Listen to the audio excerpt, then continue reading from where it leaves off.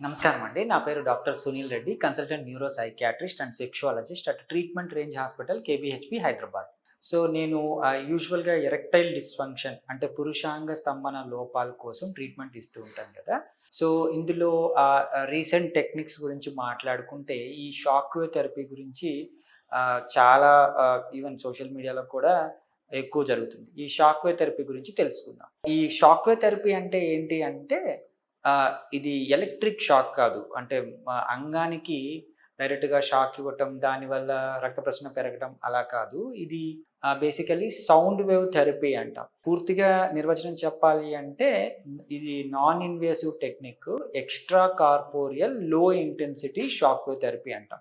అంటే extra corporeal అంటే అంగానికి అంటే షాఫ్ట్ ఆ పెన్నిస్ ఏదైతే ఉంటుందో ఆ షాఫ్ట్ వరకు ఆ ముందర గ్లాన్స్ పెన్నిస్ కాకుండా గ్లాన్స్ పెన్నిస్ నుంచి శరీరానికి అతుక్కునేంత వరకు ఏదైతే ఉంటుందో దాన్ని షాఫ్ట్ అంటాం. అండ్ ఇంటర్నల్‌గా కూడా కర్వ్స్ ఉంటాయి. అంటే కిందకి ఈ మజిల్స్ అనేటివి బాడీలో కూడా ఉంటాయి. వీటి నుంచి షాఫ్ట్ వరకు ఏదైతే ఈ సౌండ్ వేవ్ థెరపీ ఇస్తామో ఇందులో ఏం జరుగుతుంది? ఈ ఈ షాక్ వేవ్ థెరపీ ఇవ్వడం వల్ల అంగంలోని కణజాలము యాక్టివేట్ అయ్యి బ్లడ్ సప్లై అనేది రక్త ప్రసరణ అనేది ఈ నియోవాస్కులరైజేషన్ అనే పద్ధతి ద్వారా కొత్త రక్తనాళాలు ఏర్పడతాయి. ఎప్పుడైతే కొత్త రక్తనాళాలు ఏర్పడి బ్లడ్ సప్లై ఇంప్రూవ్ అవుతుందో మన కోరికలకి తగ్గట్టు అంగం స్తంభించడం అనేది జరుగుతుంది. ఇప్పుడు ఎరెక్టైల్ డిస్‌ఫంక్షన్‌లో, పురుషాంగ స్తంభన లోపాల్లో, ఈవెన్ నరాల బలహీనతలో ఏమవుతుంది?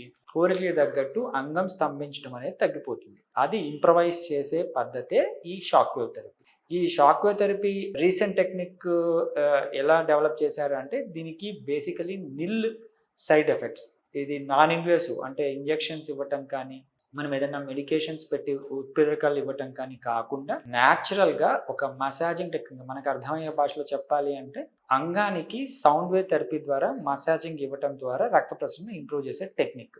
ఇది ఈజీ టెక్నిక్, సైడ్ ఎఫెక్ట్స్ తక్కువ. ఫ్యూచర్‌లో కూడా దీనివల్ల ఎటువంటి ఇబ్బందులు జరగవు. అంటే మళ్ళీ దీన్ని చేసుకోవాల్సిన అవసరం కూడా రాదు. ఒక్కసారి అంగానికి రక్త ప్రసరణ ఇంప్రూవ్ అయితే ఆటోమేటిక్‌గా వాళ్ళకి ఎరెక్షన్స్ అనేటివి ఇంప్రూవ్ అవుతాయి.